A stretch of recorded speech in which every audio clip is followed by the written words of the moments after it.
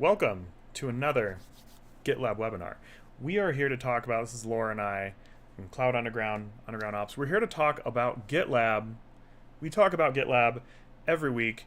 This is another week to talk about some GitLab life. So welcome to another GitLab webinar, and also thank you for joining us.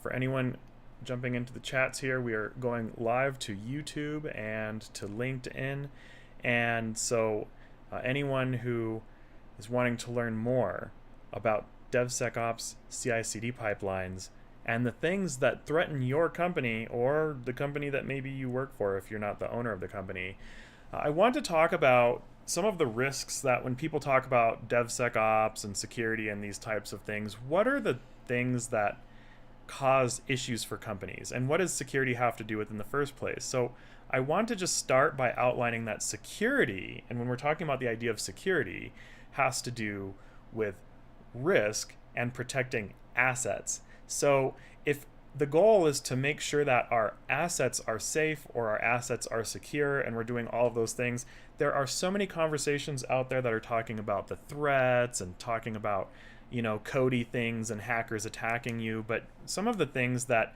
don't get, I guess, discussed quite so often is like 90% of startups fail, not because of hackers and not because their assets are necessarily being attacked or even phishing attacks or any of those types of things. Funding and financial risk tends to be one of the number one things that tanks. Around 90% of startups fail because of early fundraising efforts. It could be that they raised a lot of money up front, and then by the time that money is burned, they weren't making enough sales, and there goes your business. That path to bankruptcy starts real slow, and then it can be real fast, and then it feels like things are winning because there's money there until there's not, and then the ending can be harsh and swift. So GitLab is something that we've used to help us build our business so that Cloud Underground, past companies that I've set up like Notia Point, and Underground Ops, and all of the things that we generally do, we're able to find ways to make sure that we don't have unexpected billing spikes.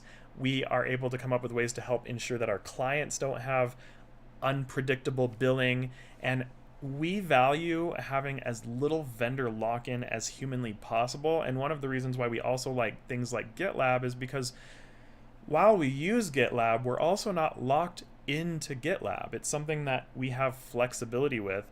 And then on top of that, it's really hard to have, say, a way to manage your governance, risk, and compliance. So GRC stands for governance, risk, and compliance. And if anyone has ever spent time digging through GRC anything, it's just a whole laundry list of boring things that tend to take up a lot of time. And then also one of the things that causes financial risk is having risks associated with things chewing up our time that keep us away from serving customers, making sure that our product is serving customers appropriately, all of those different types of things. So, Laura, what are some of your thoughts on why does it matter to have a general understanding as the CEO of Cloud Underground?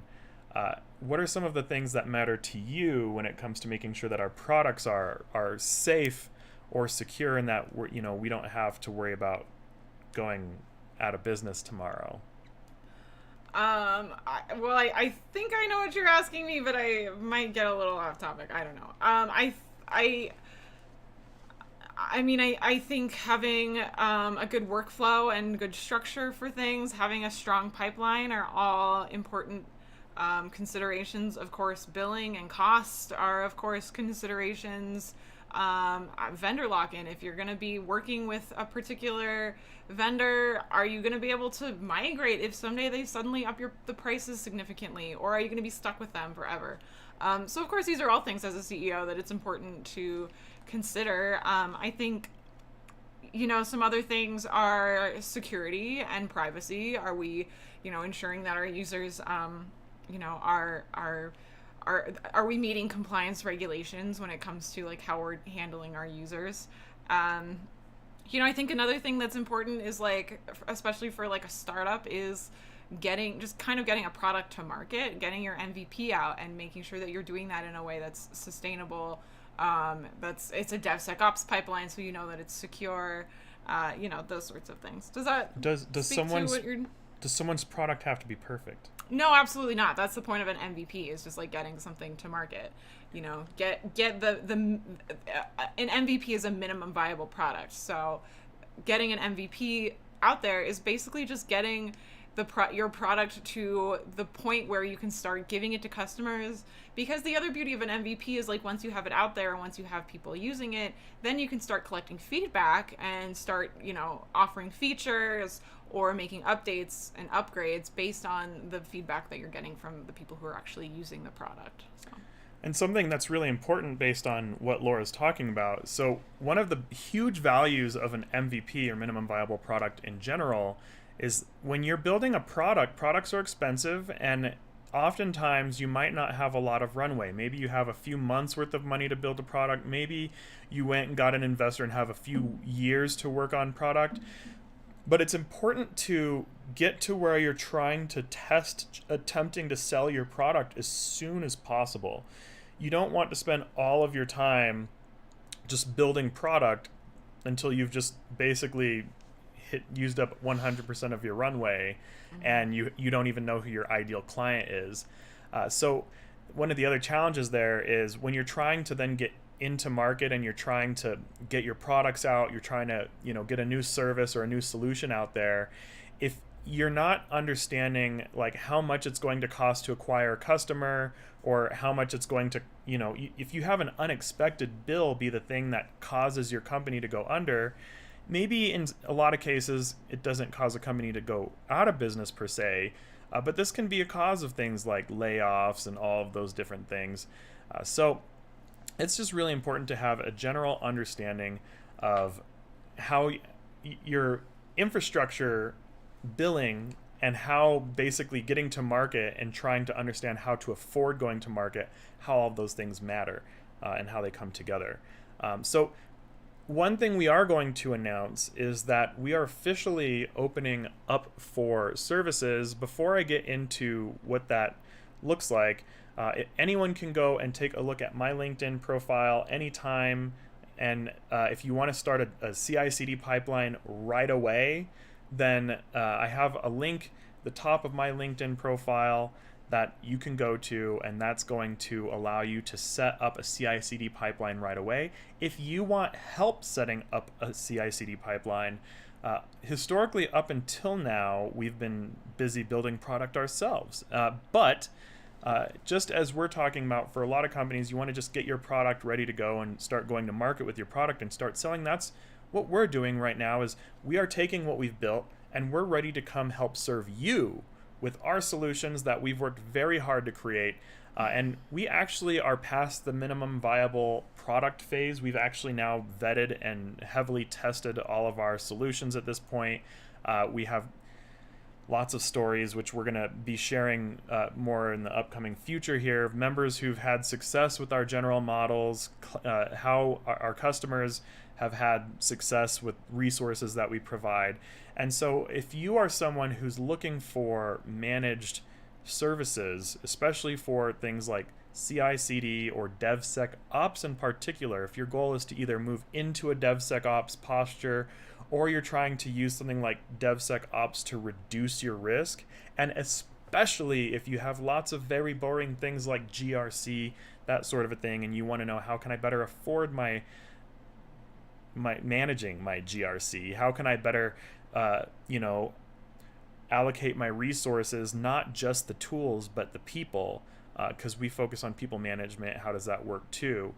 So if anyone is looking for services, you can reach out to me on my LinkedIn channel. You can also reach out to Christopher Ballard. But if you send me a message on LinkedIn at this time, in the past, I wasn't so available.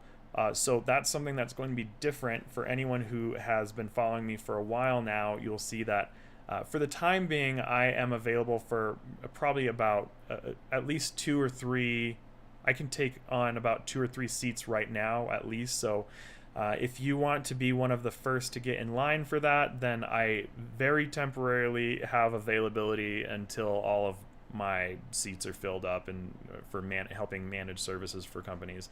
We have other people in our company, so just because I'm not necessarily available, or if you don't want to spend as much money as it costs to work with me, we also have others who are less experienced, where it's going to probably cost a lot less to work with someone on our team who's not me.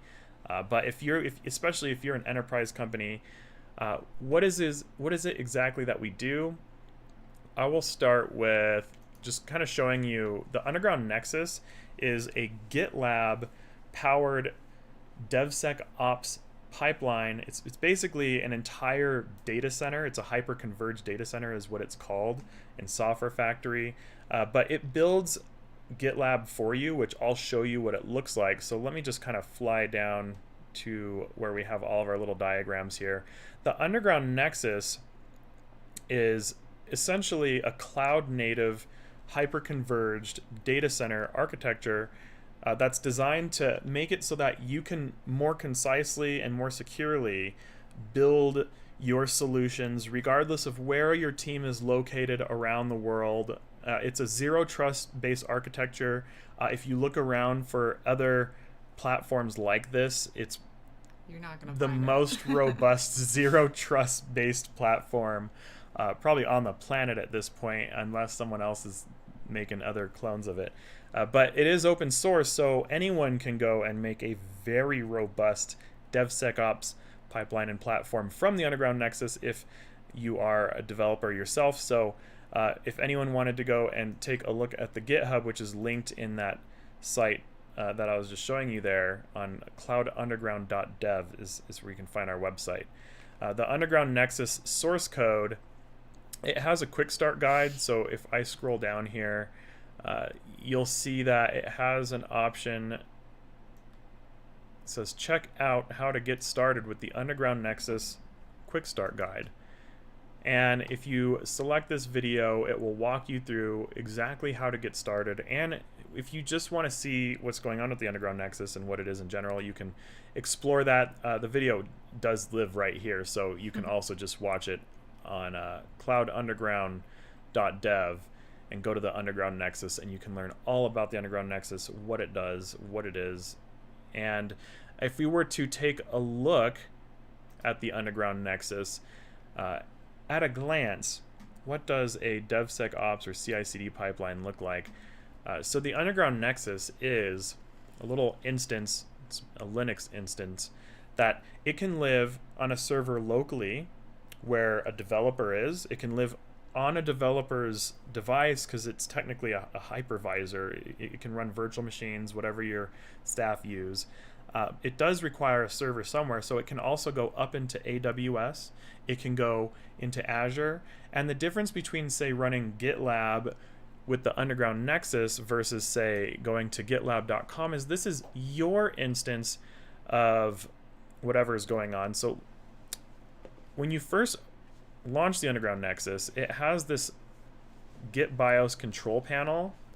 So you can see the little title here, and all you have to do is open Firefox, and it brings you right here where it will start to give you an idea of all the different things you can do with the Underground Nexus. This is open source, it's free, you can do this right now if you wanted to. So this all lives directly inside the Underground Nexus. So once you've built it, you have it up and running, you just open up Firefox and it'll and I think these are all of these things are bookmarked, so it'll come right up with this Underground Ops control panel for the Cloud Underground Nexus. That's exactly right. And then if you decide that you want to use the GitLab instance that lives inside of it, we have guidance right here. And if you go and decide that you want to get logged into your GitLab instance, then once you have your new GitLab instance configured and up and running, then voila, you can start building CI/CD pipelines and you can start to code. You can do whatever it is that you're trying to accomplish.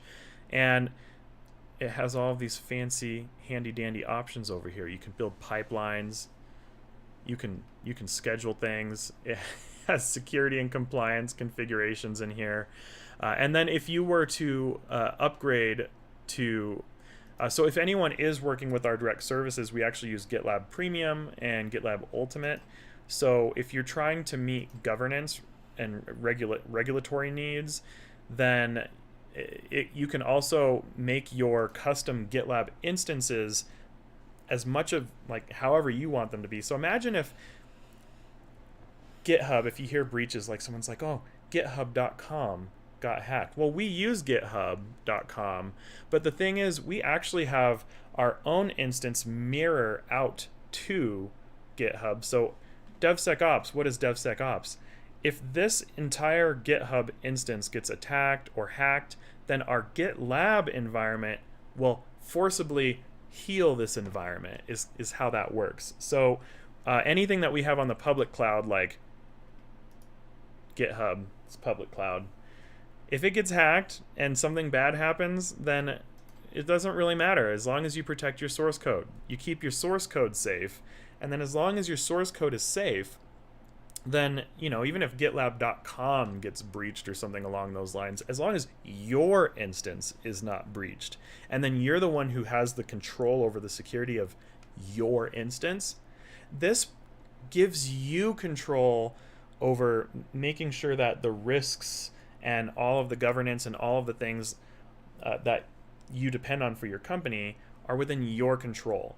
It's not something that is within someone else's control, it's within your control.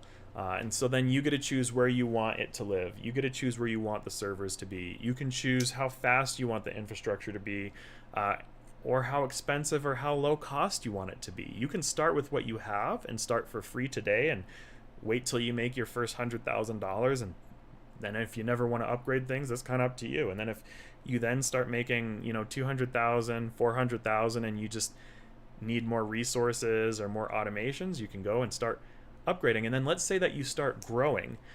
For anyone who's trying to figure out how can I build a Git cloud in a day, or how can you get started with DevSecOps 101? How do you even start to learn these things in the first place? Yeah, so if you want to, so of course, like Nathan was saying, we have at Cloud Underground, we are now offering services. So if you would like assistance, or if you would like us to build a CI/CD pipeline, sorry. Well, okay, yeah. This is to build your own first. I know, I'm getting there, okay? So if you want to build your own CI/CD pipeline, of course, you can come to us. If you would like to build your own CI/CD pipeline using the free open source GitLab, this course for $97 from Cloud Underground Academy is probably going to be your best bet on learning how to do that. Particularly if you're using the Underground Nexus, this is the way. This is the way to learn to DIY it yourself. You don't need us to do it for you. You can do it yourself. That's right. So this course here is the answer to that, and you know, I think it's specifically geared towards architects who are trying, again, if you're trying to avoid vendor lock-in, this is a great way to start. If you're trying to deliver a more secure, like CI/CD, or I'm sorry, a DevSecOps, making the switch to DevSecOps for your CI/CD pipeline. If you already use GitLab and you need additional security, then this is a great place to start. If you're an entrepreneur and you're trying to build an MVP quickly, use GitLab, use Underground Nexus, and again, it's all open source. You just have to pay $97 for this amazing course that NATO is showing you right here on the screen. Also, if you're a developer and you're needing a secure, affordable, and flexible way for your team to collaborate across the globe, GitLab and Underground Nexus are a great way to go. So you can start your own CI/CD pipeline without us, just like Laura says. This is the way to do so on your own. Maybe you would prefer to just build everything yourself without us. Of course, you can do it without a framework on your own, since Underground Nexus itself is also free.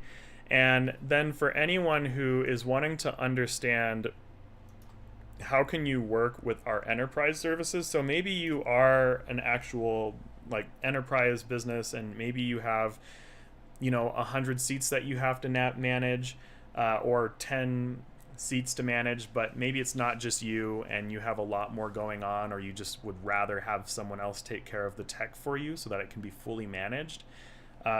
Laura, how do our underground ops services work for someone who wants someone like me to come in and build everything for them so that they're not doing it themselves? Yeah, absolutely. So we can customize a solution exactly to what your company like specifically needs, to your unique MVP, whatever it may be. So I think the best way to get started with that is to send a DM to Nathan. We also have a number you can text.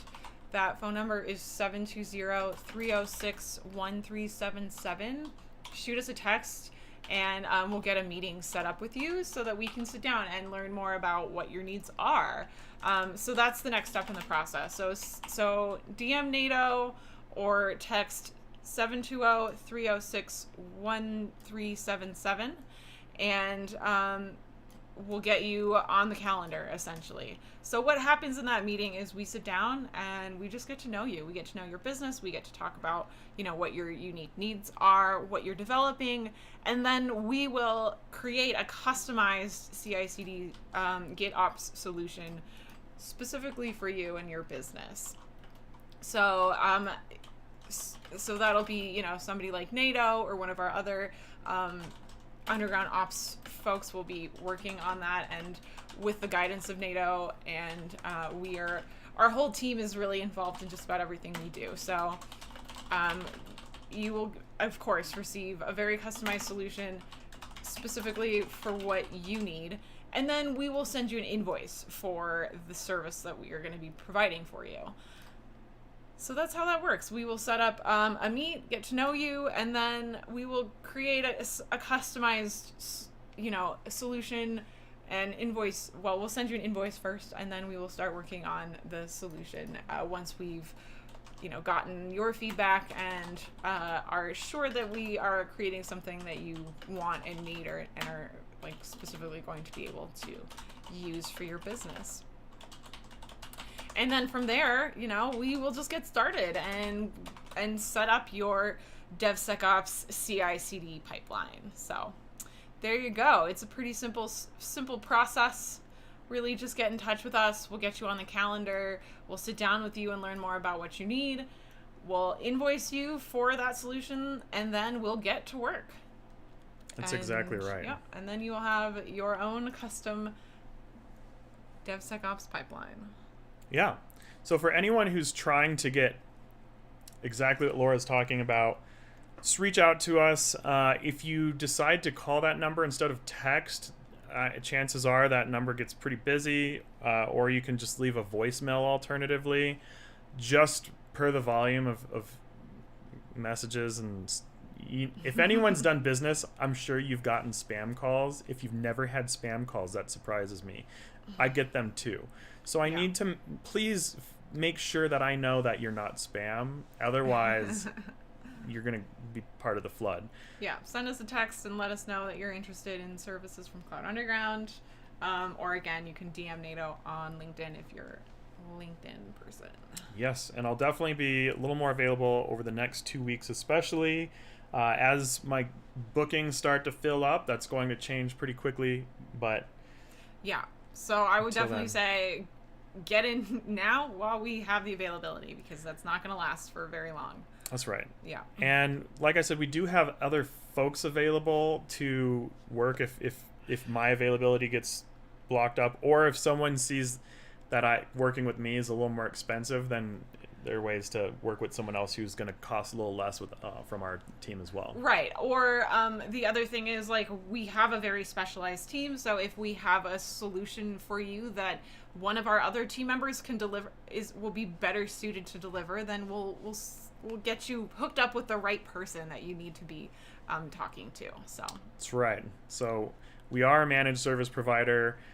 We do focus on professional services, and we are able to get you connected with different skill sets, different individuals, and then, even if someone's not available, then we have other people available. So we're able to make sure that we provide a good quality service. Mm-hmm. And we only work with, we take our time to qualify who works with us, and anyone who is not at a point where they're able to be ready to be delivering services, we have the DevSecOps dojo where we just basically keep training people until they're ready. And then if someone is trying to, maybe you want to be a person who provides services, you can come talk to us as well and learn how to get involved with being one of those people who might be providing services. But this is how you can receive services for enterprise. So if you do use CI/CD pipelines, or you are focused on making that shift left to DevSecOps, and then that's a focus for you, and especially if you are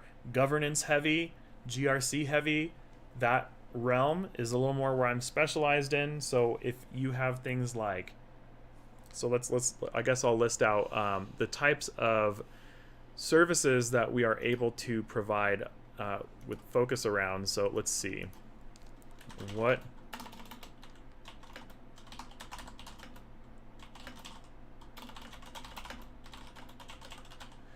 so we'll ask the question, what services are we able to help manage? So we're able to help manage a number of services ranging from GRC. So if your focus is GRC focused and you're trying to meet regulatory needs, I come from a GRC heavy space. So I come from working on like a lot of military infrastructure and stuff like that, and government infrastructure. A lot of that is incredibly GRC heavy. So, you know, if you're dealing with things like, let's list out a few things like NIST, HIPAA, PCI, CMMC, we could go on. Even like SOC 2 compliance, all those different things.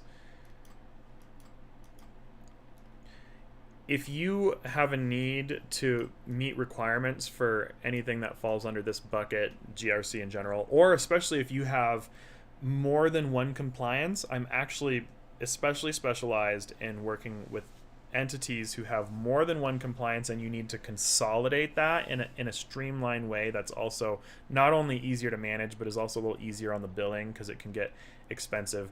So if you're one of those companies who has control owners for NIST, control owners for PCI, different control owners for CMMC, and then a lot of those control owners are doing different things, I can help your team streamline all of that and really clean up your processes, which will save you a lot of money too in the long run. So even though you're spending money on us, it'll save money. Now, some other things that we do, security related.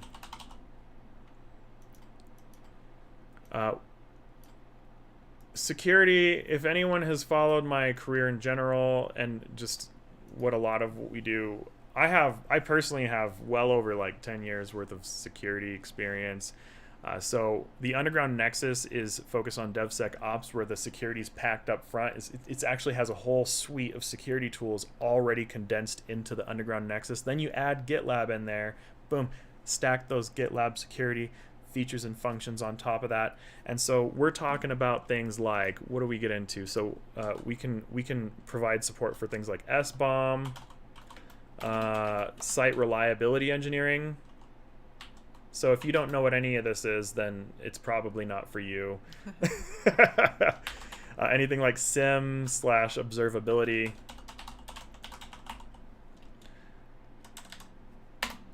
And let's see, incident response, disaster recovery. Disaster recovery could fall into the bucket of IT, but if you have a security impact, you're still going to have to deal with recovery. It's inevitable.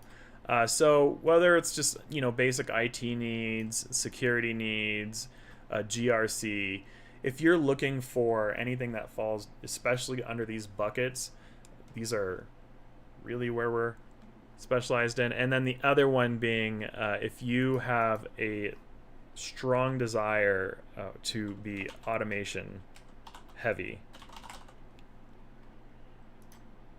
I love automation. Automation is a lot of the cornerstone of a lot of why we made the Underground Nexus. So the Underground Nexus is even our own way of automating a lot of the boring things that we used to do. So we did create a program called Automate Boring Things, but it's because even the underground nexus, we used to have to just go and configure the same data center configurations over and over and over again. And then we started making more companies, and then it's like, okay, more companies, more infrastructure. They're going to have their own governance. They're going to have their own security needs. I have to do all these same configurations over and over and over. And I've done these configurations for hundreds of companies in my managed service provider days back in the day, and I've worked with professional services programs, and like I said, at this point I've done work with like hundreds of companies. It's a lot. So anyways, if you just have a goal to just automate as many things as you can, like I just want to automate business processes, there are a lot of things you can automate. So anything that is really mundane, so we could say data entry that's taking up your team's time, business processes, really whatever you can come up with that is something that can be done with technology, or if you already know that you have some really annoying little manual tasks that you do all the time, and you just want to know, like, how can I just not do this anymore? How can we just like automate the pain away? And maybe you can't just zap it all. Maybe you need a little more help than just Zapier by itself. Then you can help out with some of those things. So if you're looking for managed GRC, managed security, managed automation, or a combination of all of the above, then that's what we do. That's what we're here for. For anyone who is here to learn, like I said, we have tons of free resources. Most of what we do is free, so you can do quite a bit. You can start a whole company from our resources for free. You can start your own CICD pipelines for free. You come learn with us in our communities for free. But for those who aren't just in the market for free everything and just out for the freebies in life, we do have refined, polished professional services for people who are just trying to get straight to business. You have any last thoughts, Laura? I will just say, if you've been interested in any of the things that we're talking about, there's a link down below in the description that you can go click, and you'll learn more about the DevSecOps 101 course that we were talking about. We are an official GitLab partner, so if you are interested in buying a GitLab license, you can purchase it directly from us, and we will. Not only will you get like the whole suite of like GitLab engineers behind you, you'll also get us and our engineers here as well. And so yeah, there's some good stuff if you click the link down below. And of course, if you're interested in services from Cloud Underground, definitely reach out, get in touch with NATO, text this number up here, and we will get you on our calendar and get a meetup so we can talk more about how we can better serve you. So I think that's about it. Yeah, and I just typed thank you for joining the stream for everyone. Yeah, shout out to everyone who joined, whether you're over on YouTube, NATO is Code channel on YouTube, or over on LinkedIn. We are here for you. Thanks for tuning in. We appreciate you. Let's see if I'll see if there's any if you have any questions or anything. Of course, you can leave a comment on the video or on the LinkedIn stream, and feel free to. You can always reach out to us, of course, as well. But yes, you can message me on LinkedIn. You can text us, and these are the ways to get started if you are trying to basically get on, especially my calendar. Like I said, I specifically am going to be open to taking a few seats until I'm at capacity. So thanks, everyone. Which won't take long. It won't be long. So definitely, if you're interested in services from Cloud Underground and from NATO, definitely reach out as soon as possible. We finally got there. Services are long.